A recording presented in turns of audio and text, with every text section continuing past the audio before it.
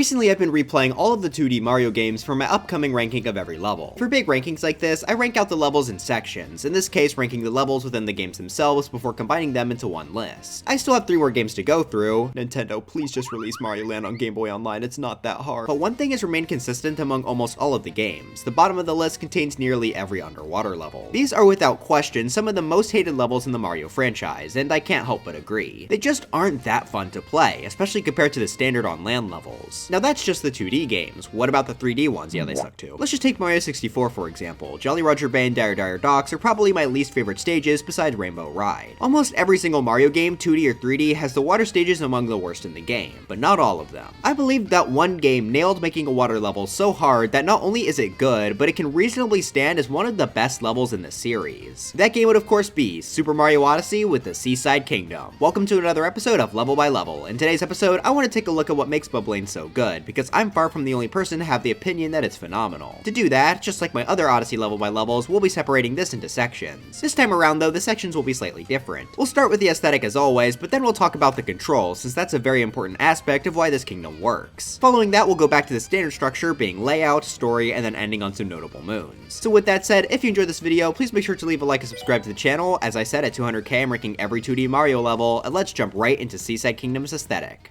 Mario Odyssey is known for its very unique kingdom themes. While many of them do have some similarities to themes that came before, each kingdom takes their own unique spin on it. Instead of being a standard forest, Wooded Kingdom is combined with a lot of orange technology and a deep woods. Instead of being a standard lava world, Luncheon Kingdom replaces the entire landscape with very colorful and polygonal food. You could do this for almost every kingdom in the game, but funnily enough, our topic for today might just be one of the least changed. Now it does pretend to have a special gimmick like, actually the cliff faces are textured like the cork of a bottle, but let's be real, this is just a beach. Now just because it is a lot simpler thematically than many of the other stages in this game, that doesn't make its aesthetic bad. In fact, I would argue far from it. Upon completing this kingdom story, the look and vibe of the Seaside Kingdom is one of the most beautiful and relaxing in the entire Mario franchise. Personally, I've always been a big fan of how beaches look anyway, but the main part about this kingdom that really sells it has to be the setting sun. It makes this skybox and kingdom as a whole just a joy to look at. The added colors from the rainbow really enhance this as well. But what I think fully completes this level's signature above ground look are the 4 streams of water flowing upward into the large glass in the center. It just gives this kingdom a majestic look that I think surpasses almost everything else in the series. Every aspect of this level's surface, from the sand, the water, and the sunset, make this one of my favorite kingdoms to look at, even with its arguably less creative theme. And speaking of theme, how could I possibly forget the song here? Lane is by far the best beach theme we've gotten in the series, it's not even close. It nails the relaxing beach vacation vibes so perfectly. I could say without a shadow of a doubt that they perfected the Mario Beach with this level's surface. But that's not all we have to cover here. The interesting part about underwater level aesthetics in Mario games is that there are 2 things you have to analyze, the surface and actually below the water itself. While I definitely prefer the relaxing vibes on this level's surface, the underwater look is no slouch either. Dipping below lets us see a beautiful light blue landscape. Due to just how clear the water is, we can actually see this from the surface too, which also means that we can see the surface from below. I love being able to get such clear views of both from anywhere. I think it boosts the aesthetic even more. As you go deeper into the water, the blues start to get darker and darker, with the trench housing the Sphinx, don't ask why there's a Sphinx here, with the trench housing the Sphinx being significantly darker than the surface. There's also plenty of plant life that populates the sand here. Not quite sure what these blue platform things are called, but I love their look. The way they shine here makes the ground of the ocean stand out. Add on the shimmering seaweed and coral and they nail the look of the ocean floor. I also love how colorful the seaweed enemies are because they make this place so much fun to look at. All of the creatures that populate Lane give it so much life. On the surface, you have the Bublanians and 2 different Dory. I really love the Dory here for quite a few reasons, but for just the aesthetic, them being yellow and purple is great, and I love how they constantly move around the whole kingdom, making it change as you play more. Under the water, there's the seaweed enemies along with some Cheep Cheep. Even making a return appearance to haunt the dreams of young children, we have the Unagi Eel. I also have to say I love the aesthetic of the tunnel they're used in. It's a perfect dark contrast to the bright and bubbly surface. I think I could go on praising the aesthetic for this kingdom all day, but I think I'll just call it here and just say they perfected the relaxing beach aesthetic. While by itself I wouldn't say that's quite enough to make this the best water stage in Mario history, it sure does help quite a bit. But now I want to focus on controls, because I think this plays a major part in what makes the water levels in Odyssey so fantastic. Now I say plural because the beginning part of this section can also apply to Lake Kingdom, which isn't this video's focus, but I thought I should bring it up anyway. The controls are the primary reason the water levels in previous Mario games failed so hard. In both 2D and 3D, moving in water was just simply really slow. I mean, that makes sense, it's probably pretty realistic that you go slow, but realism doesn't exactly equal fun. I mean, which Kirby here looks more fun? This one looks like it's gonna kill your entire family. To best show the differences in underwater control, I think comparing it to Mario 64 is pretty fair. In that game, you basically have two things you can do underwater: swim forward and punch. That's it. The swimming can be extremely tedious. If you're going in a straight line, it isn't the worst thing, but having to make any sort of turn can be rough. Mario takes forever to look at the direction you want underwater, and it can make playing through Dire Dire Docks and Jolly Roger Bay a massive pain. But now let's compare this to Odyssey. The water controls here are greatly expanded upon, and also just straight up changed quite a bit. Mario 64 has the player always swim in the direction they're facing, and if they aren't swimming, they'll stay in place. Mario Odyssey, on the other hand, has the player constantly going downward, and by pressing the jump button, you can swim upward a little. That's more similar to how the 2D Mario games approach movement in underwater levels, but that's not all. Mario also has 3 other things he can do here that significantly improve the controls. First off is the cap throw. While Mario does turn faster here than in Mario 64, it's still a bit slow. However, by throwing Cappy, Mario instantly snaps to the direction the player is pointing. This is especially helpful when combined with our next move, the underwater dive. By inputting ground pound and Y at the same time, Mario will lunge in the direction he's facing. This makes movement significantly faster, and getting a nice rhythm down feels so much more fun here than in Mario 64. On top of that, Mario can also just ground pound underwater, which makes descending extremely quick as well. These 3 movement techniques combined make underwater travel here so much more satisfying. Of course, it still doesn't feel as great as land movement, especially in Mario Odyssey's case, as I think it has the best movement of any game I've ever played, but it's certainly not unfun to go through either. These are easily the best water controls we've seen in the Mario franchise, and luckily they seem to be adapting this partially to the 2D games as well. Mario Wonder is pretty much the only 2D Mario game with good underwater levels because of its Dolphin Kick badge, which is basically a 2D version of Mario's underwater dive. So it's safe to say that Mario's new controls here play a big part in why so many people like not only Seaside, but Lake Kingdom as well. But notice how I said Mario's controls, as there's even more to talk about here. Ever since Super Mario Bros. 3, the 2D Mario games have been adding power-ups to help with underwater movement. Most notably are the Frog Suit and Penguin Suit, which both make water movement a bit more tolerable, though I'd argue still kinda weak. Mario Odyssey doesn't have any power-ups, but what it has instead might just be even better. Odyssey's main mechanic is of course the ability to capture enemies to control them. This changes Mario's moveset completely per capture, and they of course had to give us a few for the underwater stages. In both Seaside Kingdom and Lake, you'll find plenty of Cheep Cheeps. By throwing Cappy at them, you'll be able to become a fish. Underwater, this guy controls fairly differently from Mario. It'll stay in place if nothing is pressed and will rise with the B button and lower with Y. If both are pressed at the same time, you'll get a boost in the direction you're facing. Shaking your controller also lets you attack nearby enemies and activate things. This makes general movement in water even better, and I think it's another major reason that swimming in this game feels so fantastic. It's also worth noting that in the Cheep Cheep capture, Mario can no longer drown, which makes it even more helpful. Now everything I said in this section so far applies to both Seaside and Lake Kingdom. However, there's one more control aspect I want to mention that really only applies to Seaside: surface water movement. In many Mario games, there will be levels that are both surface and water stages. For me, I mostly try to stay above the water, but sometimes you just have to swim for a brief moment to get where you want to go. This can occasionally feel like the level is screeching to a bit of a halt as you slowly have to swim over. Seaside Kingdom has a lot of water between its separate islands, which means swimming between them is an important concern. Well, luckily for us, there are 2 things in Seaside Kingdom to help us traverse the water surface without slowing down. First are the rocket flowers, which aren't exclusive to this kingdom, but Blaine might just use them the best. Pretty much every island has a few, and by collecting them, you can run on the water surface, saving you from having to swim. But the star of the show is of course Seaside Kingdom's main capture, the Gushit. This guy is one of my favorite captures in the game, scoring 3rd on my Mario Odyssey capture ranking. That's not a small feat, so what exactly does this guy do that's so good? Essentially, you can use its water to propel yourself upward and horizontally at rapid speeds. This is best used when touching the water surface, since if you're not touching water, you'll slowly dry out and need to get a refill. Moving around with this guy is an absolute blast. It may seem simple, but it's truly the kingdom's main highlight. Almost everything on the surface is built around it, and it's got some of the best moons of the kingdom to its name. To fully express why I think the Gushit works so well though, I think it's about time we move on to the kingdom's layout. First, we should establish just how big this kingdom is. There are 3 different sizes an Odyssey kingdom can be: large, medium, and small. You can tell which size kingdom you're dealing with just based on the amount of purple coins. Large kingdoms have 100 purple coins, mediums have 50, and small ones have none.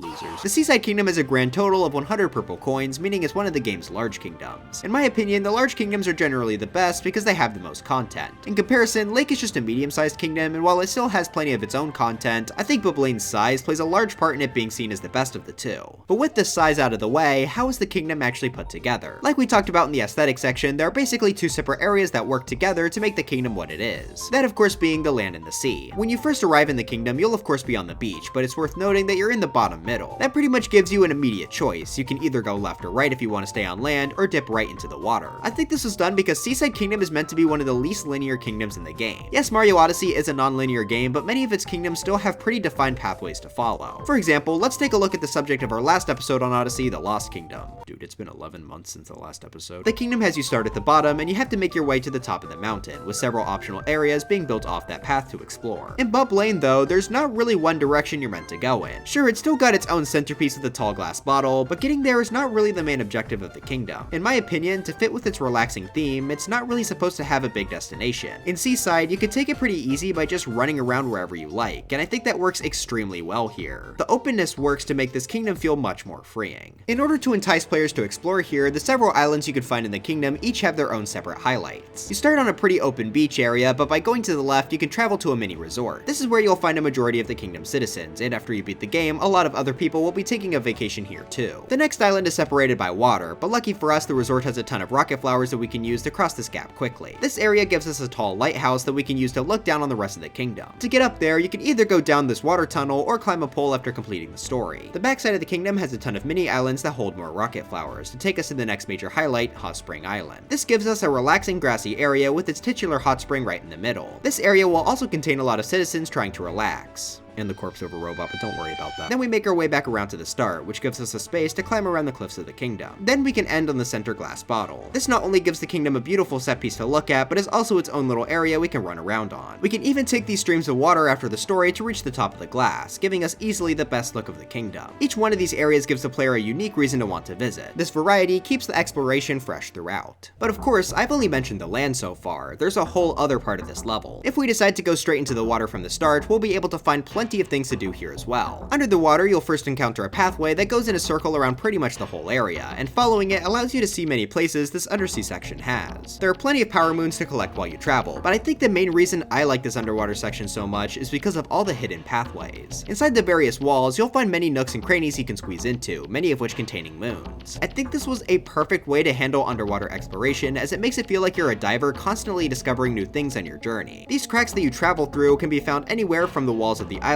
we saw before to even below the seafloor. It really makes the player take a close look at their surroundings here, as despite how open the water is, the cracks can sometimes be quite difficult to spot. One other thing I like about this water section is how the further back in the kingdom you go, the deeper the water gets. You start in very shallow waters, but by the time you go through this tunnel underneath the glass, it's significantly deeper. Then when you go past the ceiling populated by seaweeds, you find a massive trench that goes way deeper than anything else here. This is the place you could find the Sphinx along with another crack in the wall for a moon. The changes in depths and the hidden pathways in the water give it a lot of variety, just like the land. That means you can switch between swimming or walking at any point to find something new. I think the ability to switch between these two forms of travel at basically any time makes this kingdom even better. At pretty much any point underwater, you're right next to an island, so if you get bored of swimming, you can resurface and see where it took you. These two aspects of the kingdom blend perfectly together to not only give a variety of places to explore, but a variety of ways to explore them. That's why I think the captures are so important here, along with Mario's movement. They keep both areas fresh to explore without any of them taking up too much time. With Seaside being large as well, both the underwater and surface areas have plenty of content to make them feel complete. But with that out of the way, how does the kingdom use its layout to its advantage in the story? The structure for Seaside Kingdom's story is quite unique when compared to the others. Normally you'll have one moon after another in a specific order, but this time you can actually collect the first 4 moons in any order you want. When you first arrive, you'll find the kingdom's boss,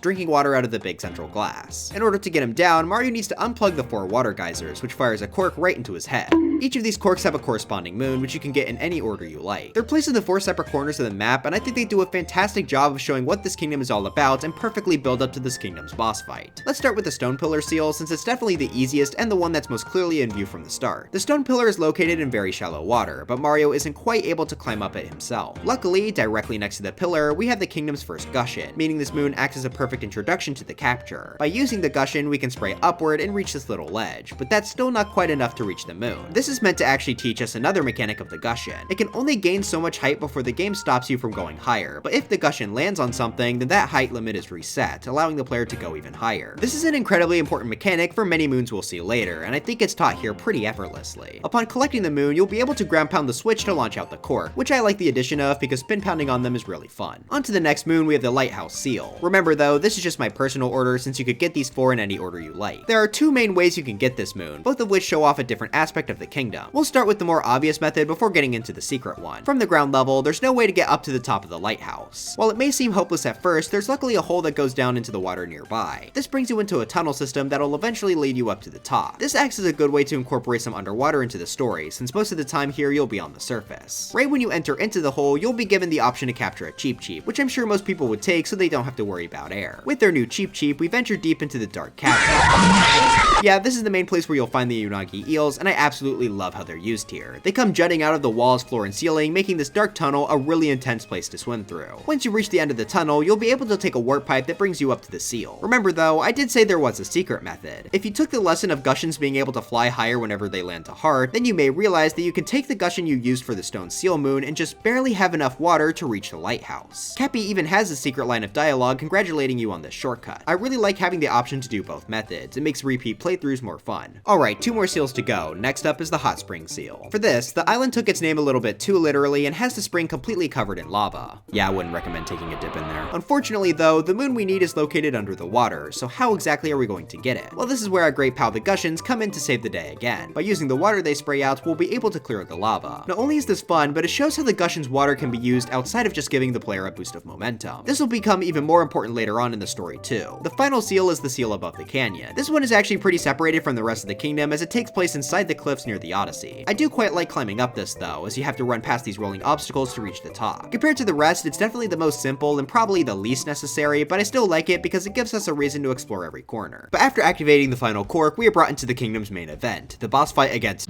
This is one of the most unique boss fights in the Mario series. Every other fight in this game takes place within a contained arena, which makes sense because generally the goal is to keep the player and the boss close. This, however, is not the case in Seaside, because the boss fight takes place in the entire kingdom. Moleskine will jump down to the sea floor and just start shooting things at you. He acts as the final test of everything the 4 story moons we've collected so far has been building up to. This taking place over the entire kingdom fits that idea, since obviously we've grown more acquainted with it after having to travel between each of its 4 corners. But now that we know where this fight is taking place, how do we actually kill this guy? Well, right in front of us, we get a pretty clear clue, the Gushin. 2 of the seal moons are solely focused on it, which acted as our training. This is most clearly shown by the fact that Moleskine head is covered in lava, and since you cleared lava in the hot spring moon, it gets the player to spray water on his head and learn how to kill him. This story was such a brilliant way to introduce how to use the Gushin, what it can do, and then how we can apply that to a final challenge. As you hit him more and more, he'll spin away throughout the kingdom, so you have to chase him down with the Gushin's high speed. He'll also throw projectiles at you that you need to avoid, which technically come from the seal above the canyon if you want to draw another connection. Now, to be honest, of Odyssey's boss fights, this is far from being my all-time favorite, but I still think it's well above the standard of normal Mario bosses. Once you finally land the finishing blow, Moleskine will have his mind blown. This puts Mario, Cappy, and the Multi-Moon at the top of the glass, finally allowing Mario to finish off the story. I just really love how naturally the concepts of the kingdom got introduced here. It was fantastically designed and certainly helped make this kingdom all the better. But outside of just the story, we of course have plenty of other moons that populate this area, so why don't we take a look at some of the highlights. Just like the last few Mario Odyssey level by level episodes, I'll be able to pretty easily determine the moons worth highlighting since I already ranked them all for my Mario Odyssey moon ranking. If you want to hear me talk about literally all 71 moons this kingdom has to offer, then make sure to check that video out. This section will as always be a bit all over the place, but I think it's worth showing off what content this area contains. The first moon I want to focus on is Ride the Jet Stream. This is pretty much directly next to the Odyssey inside this little cutout in the wall. Normally this is a pretty simple grab, as you could just take a Gushin, climb up this cliff, and then grab the moon. But what if you didn't know what a Gushin was?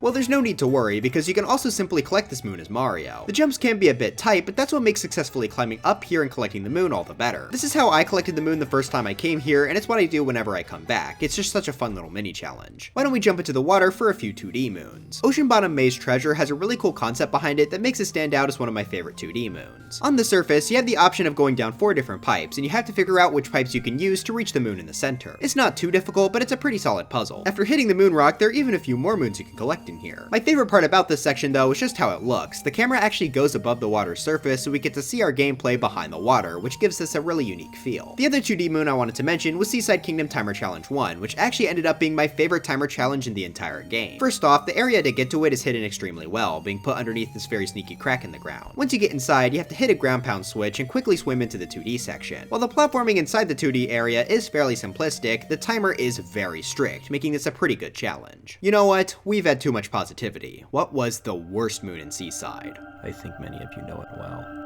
Beach Volleyball, Hero of the Beach, is one of the most tedious moons to get in the entire game. I do really love the idea of having a volleyball minigame. It fits the theme of Seaside perfectly and is unique to only this kingdom, but it takes so long. To get the final moon, you have to hit the ball back 100 times in a row. Unfortunately, the ball takes so long to bounce between the sides at first, making each attempt feel like a drag. Yes, you can speed it up by throwing Cappy in just the right way, but that's a bit risky to do. Eventually though, the ball speed gets so fast that it can be incredibly hard to keep up with, making this both frustrating and difficult. world. Every time I replay the game, this moon is the one I dread the most. It's not my least favorite moon, but it's definitely Seaside's lowest point. But hey, this kingdom still has plenty of other highlights. In fact, there are many moons that are found throughout several different kingdoms that I feel Seaside does the best. My favorite hint art moon in the game comes from here, being this painting that says Keep. It's an incredibly cryptic clue, however you may be able to determine that it's somewhere in Metro, and wouldn't you believe it, one of the roads says Keep on it. This is definitely a pretty challenging and cryptic puzzle, but I think that's what the hint art should strive to be. I think Seaside also has easily the best shopping moon. Yeah, it's not like it's a stat competition, but putting their store on the back of a dory is such a great idea. It's the only store to move around in the kingdom, which by itself makes this a highlight. At the purple dory, you can also purchase the resort outfit that lets you get into the costume room. What I love about this moon is the fact that Mario does a little dance when he gets inside that's entirely unique to this one room. I think I like the one in Sand Kingdom just a smidge more since he gets a guitar, but I love both regardless. I think the moon type Seaside Kingdom nailed the hardest when compared to all the other kingdoms though is the painting moon. Normally for these you have to find a painting in a different kingdom and go inside of it to reach a previously unreachable spot. If you take the painting to Seaside Kingdom, it'll put you up on this really high ledge. So far nothing special, but there's a good reason I like this one so much. Unlike every other secret path painting moon, this is really the only one you can reach without needing the painting, excluding glitches and a really hard jump. Okay, you can actually reach quite a few of these, but this is easily the most satisfying one to do. You may be confused on how we would even get up there, but if you remember back in the story, I mentioned that we gradually gain height with the Gushin by landing on higher and higher platforms. So essentially, this moon is now one giant kingdom-wide puzzle to figure out how to gain enough height. It's extremely fun gradually going higher and higher with the Gushin. But what about the water, you might be asking? Well, you can actually refill by just touching the streams of water that are going into the glass. So after going around the kingdom and gaining as much height as you can eventually fly over to this ledge and just barely reach it before the Gushin's water runs out. I know it's not the intended method, but I just have so much fun doing it like this. Ever since I figured out I could, I never went back to the painting on repeat playthroughs. Speaking of the Gushin, they got a pretty good obstacle course here located in a sub area. You have to use its limited supply of water to fly between several platforms without it running out. This provides for a solid challenge, especially at the end where you have to avoid some poison. To get the secret moon in the sub area, you have to preserve your water to make it across a big gap, which I think is a pretty fitting place for it. One last part I love about the sub area though is the room where you collect the main moon. It's unlike any other sub area in the game, being this massive room filled with shallow water and a small island containing the moon. I mean, gameplay wise it doesn't really do anything, but I just love looking at this place because of how excessively open and empty it is. The last few moons I wanted to mention are from two different sub areas and were my 4 favorite moons of the kingdom. First is this sub area that you only unlock after hitting the moon rock. It's this really fun challenge using the Pokio capture from Bowser's Kingdom where you have to try and hit the bombs into some blocks. I just love how this room is laid out, especially for the secondary moon as you launch a bomb across the wall to explode a box on the other side. But for my 2 favorite moons, we have Stretch on the side path and Hurry and Stretch, which were my 14th and 13th favorite moons respectively. This uses the up route from Wooded Kingdom as you have to rush to climb the sub area. Lava is quickly rising behind you though, so making your way through can be extremely stressful, especially with the added moon snakes. The reason I love this area so much though is that none of the walls are tall enough to require the up route. You could totally just use Mario here, which yes is much more challenging, but in my opinion also much more fun. I think these absolutely deserve the title of the best moons in Seaside Kingdom. But yeah, that just about covers it. Seaside Kingdom was able to break away from the Mario underwater curse for a number of reasons. Mario's significantly better controls, the added captures to make underwater and above water travel more fun, the very open layout to make exploration exciting, the incredibly fun story that taught us all there is to know about the kingdom, and the large variety of fantastic moons. I have no trouble saying that this easily belongs as one of the game's very best kingdoms. I don't think it's quite as great as say Sand, Wooded, or Metro for me, but if this ends up being someone's favorite kingdom, I think that's completely understandable. So for me, I think this belongs as a very high A tier on the level by level Odyssey tier list.